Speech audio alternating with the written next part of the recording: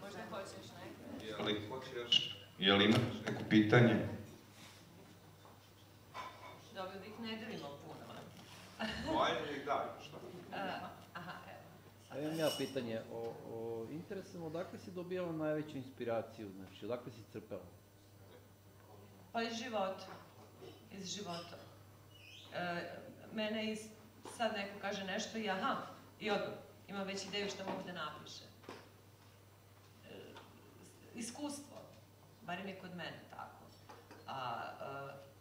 To je jedan način, a drugi način je ja legnem i onda dobijem tako ideje. Ja sam tu treću knjigu napisala za dan i po, pa sam imala pauzu od mesec dana i još jedan dan, za 2,5 dana sam napisala. A oko ove četvrte sam se malo više trudila, mnogo sam istraživala jer se dešava otprilike od postanka sveta, pa Mesopotamija, pa Lidija, pa Etrurija, tako da sam morala malo da istražujem, ali dođe. Dođe mi. Tako, ima još neko? Još jedno pitanje, vrlo direktno. Da li mislite da se psovke u vašem delu ne zaobilaze zbog toga što je prosto tu misao drugačije nemoguće izraziti ili zato što želite da ukrasite narodnim jezikom to što se hteli sagovoriti dugo? Ja u privatnom životu ne psujem, evo, tu su svi moji bliski ljudi, i moje ozbiljno dete tamo, koje će da potvrdi da majka ne psuje, ja stvarno ne psujem, ali vi kada pišete, da bi dočarali neku emociju, bes, ljutnju, negodovanje, vi morate da iskoristite psovku. Evo, čovjek će ispričati u mojoj prvoj knjizi priča, ima jedna priča koja se zove Spektar psovki. I ja sam slušala ljude kako pričaju, gde svaka rečenica ili počinje ili završava psovkom. Ja sam napisala tu priču, ono između ostalo govori o ljudskim karakterima. I jedan moj teča je pročitao tu priču, jer sam ja objavila na svojoj stranici i rekao, ja to nisam očekivao od tebe da ti tako psuješ i on je mene blokirao. Tako da ja privatno zaista ne psujem, ali kad pišete vi morate da biste pokazali emociju. Evo, kad smo kod psovki, samo da pomenem pesnika, mog dobrog prijatelja Bocu iz Banja Luke, on ima jednu pesmu koja se zove Jebi ga, a koja je u stvari divna pesma. Pa nije pesma koja se zove Jebi se. A kod njega je jebi ga kad patiš, jebi ga kad shvatiš, jebi ga kad voliš, jebi ga kad moliš, tako dalje, ali pesma divna i eto, pravim digresiju, ali psovka nekad može da mnogo toga oslika ako se primjeni u pravom momentu, na pravom mestu, ali ajde da ne promovišemo psovke večeras. Možda, mada... Psovke su deo naše kulture. To sam htjela da kažem. Ja sam samo htjela da kažem, znači, pošto sam radila i na toj prvoj knjizi, Zoja ima jednu baš tu priču, Spektar psovki, koja se meni jako dopala i jedini razlog zbog čega ja nju nisam čitala na toj promociji je bilo upravo to što mi je bilo malo degutantna, ali inače odlična, jer upravo smatram, ona je, kad neke likove želi da prikaže, ona da bi ih još više dočarala i da bi oni bili što plastičniji, ona se služi nekim poštapalicama i psovkama, ne bi li upravo taj naš mentalitet i tu našu nemogućnost da se otrgnemo od psovki kao poštapalica. I baš zato smatram da je baš to kako ste vi rekli, prosto naš narodni jezik ne može da pobegne od psovki, to je na kraju krajeva Ivo Karadžić u svom, mislim, delu, da, prikazao, tako da kod Zoje tako je, znači ona u ovoj knjizi nema toliko psovki, pogotovo zato što su to neke njene misli, ali pojavljaju se one onako čisto, ne znam, pomalo, ali one prosto zvučale pršavo kad ih ona upotrebi, ali u prvoj knjizi zaista ih ima i prosto nisu, svaka je na svom mestu.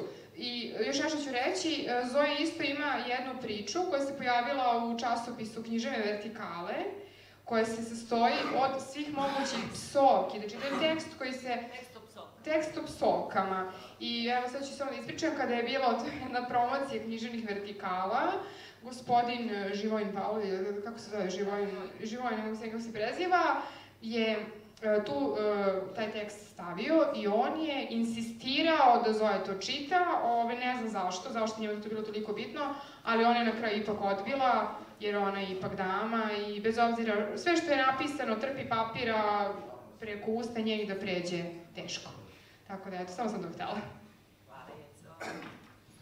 Ja sam hteo samo setiti se jedne anegdote apropo inspiracije. Bio mi je jedan prijatelj iz Zagreba, inače Srbin iz Zagreba, i nešto smo se malo prepirali. Ja kažem, po raspadu Jugoslavije mi imamo i dalje bolju kinematografiju od vas, imamo bolje filmove. On kaže, a čuj, stari moj, kod vas ovde u Srbiji samo upališ kameru, odeš na kavicu i film se sam snimi. Toliko smo, htio da kažem da smo toliko živopisni i kao narod i ova situacija, tako da ovde definitivno nije manjak inspiracije. Tako. Zamislite, recimo, u Kopenhagenu, kako je pisati u Danskoj, tu taj sterilni život ne daje neku veliku inspiraciju, a kod nas ima i bit će još uvijek. Ali ima još neko pitanje? Imam ja samo jedno nešto da dodam. Nemojte da vas bude sramota da psujete. Naravno, ako to radite na lep način, zato što je psovka sastavni deo. Prosto Vuk Karadžić je celu jednu knjigu izdao na osnovu psovke. Ma šta ga jebe da stidiš, ajde. Samo da su lepe svrhe, ako je psovka u lepe svrhe, to je lepo. Ja bih Zoji poručila, kad je već napisala, neka slobodno pročita, nema čega. Ma ne, pa neću. Žaklina ne psuje, ona će pročitati, verovatno, neki tekst na psovke. Evo ovako, sad ćemo jedan tekst bez psovki, s tim što postoji, imala je razloga možda da stavi da dočara ovo o čemu je pričala. Postoji jedna reč, prokletstvo, ali to nije psovka. Biram sebe. Većinu svog života sam provela pokušavajući da ugodim ljudima, da ih ne povredim. Fina, pristojna devojčica. Većinu svog života sam se trudila da budem manje osetljiva, da ne pokazujem suze pred nekom nepravdom koja mi je naneta. Brinula sam o drugima i želela da neko brine o meni. Želela sam da me ljudi vole. Želela sam da me neko želi. Želela sam da me prihvate.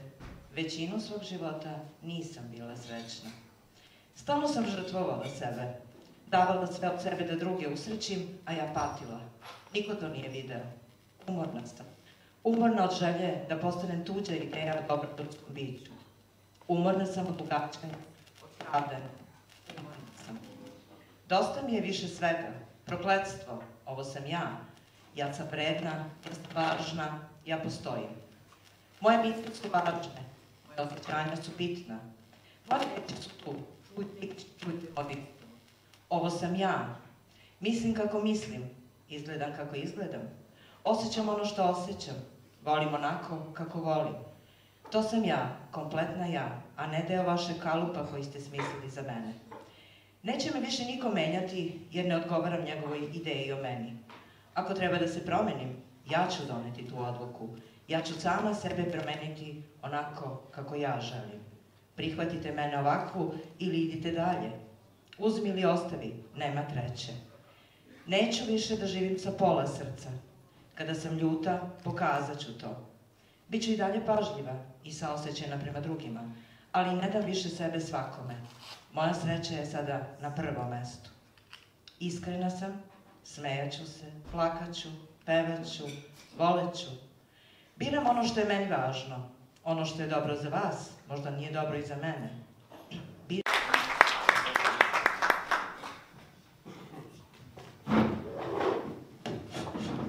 Ja ću pokušati da ne prekidam mikrofon. Dobro večer, da vas pozdravim. Ja ću ipak pričati ne o knjizi, nego o Zorici, par reči, a pričat će o Zorici, ja ću pričati o njenoj knjizi. Naime, Zorica kao prvo, relativno smo se skoro upoznali. Zna da zagrli toplo, lekovito, široko. Šta skoro, znamo se 2 godine. U mom pređenom kilometraži to je relativno skoro. Drugo, piše dušom. Umetnost beži od toga da piše dušom, sve više piše sladunjavo, da se proda, da se svidi svima, da pomenem stih poznati iz naše poezije. A tu bih parafrazirao malo i Kamija. Umetnik nam je potreban da kritikuje sve što je za kritiku. A ako to ne čini, nije nam ni potreban.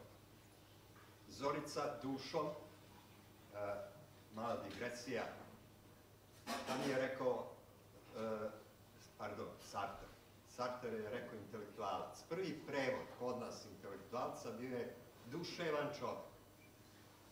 Zorica piše dušom i kao duševna zna i piše i o boli, i o sreći, i o svemu onome što nas okružuje.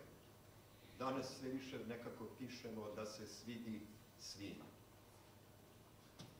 U jednom našem zajedničkom izletu do sela Rakite, koja je sada poznata, bilo je poznato i pre više decenije, kao rudnik, smo bili i učestvovali u tome da ne damo vodu, reke, samim tim i život. I tada napisak u dahu pesmu koja ima naslov Neću i hoću. U podnaslovu Onomatopeja duše. Neću da brojim dane, gladne godine uvek duže traju. Neću suze da briše, trag bola one usecaju, putokaze dolazećem osmehu na licu. Upletena tuga i pesma u sećanju zajedno dišu. Tiha muzika ispod obrova, uspavanke su zlu koje bih htelo da drema.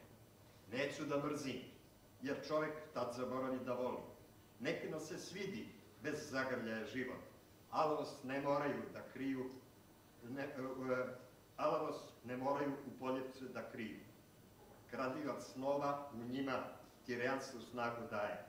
Neću da uplašeno ćutim, hoću dečiji uzdak vola, prkosnim pogledom, rafalom reči u komšinog dvorištu da sprečim. Hoću ja život da pijem, svakog podneva sa letirovih krila, svim bojama da bojim jutra, bez da ih lovim u kratkom im letu. Hoću da ostane u meni dete i posle smrti, onaj što je tek naučio prva slova da sriče. Hoću i kad odem da se ne vratim, sred uzorane njive, u krošnji stoletnog hrasta, da odmaraju uz mirise lipe, vetrovi svi što beriće donose. Hoću! Hvala vam. Da privodimo kraju, ne znam koliko je sati. Nismo puno davili. Ajde, kažite ne! Jesmo, znači, preter. Da li čitate lepo kao što Na vrhu mene. Na vrhu. Donji deo samo Pa da, evo ja pritiskam na vrhu, evo ga. Na vrhu mene, u mojoj glavi, u mom umu, dešavaju se čudne stvari. Svaki dan dolazi do nekih eksplozija. Fantastične eksplozije raznoraznih šarenih misli. Na vrhu mene, u mojoj glavi, raste svašta. U mom umu se rađa, živi, leti, dolazi i odlazi, putuje bezbroj ideja.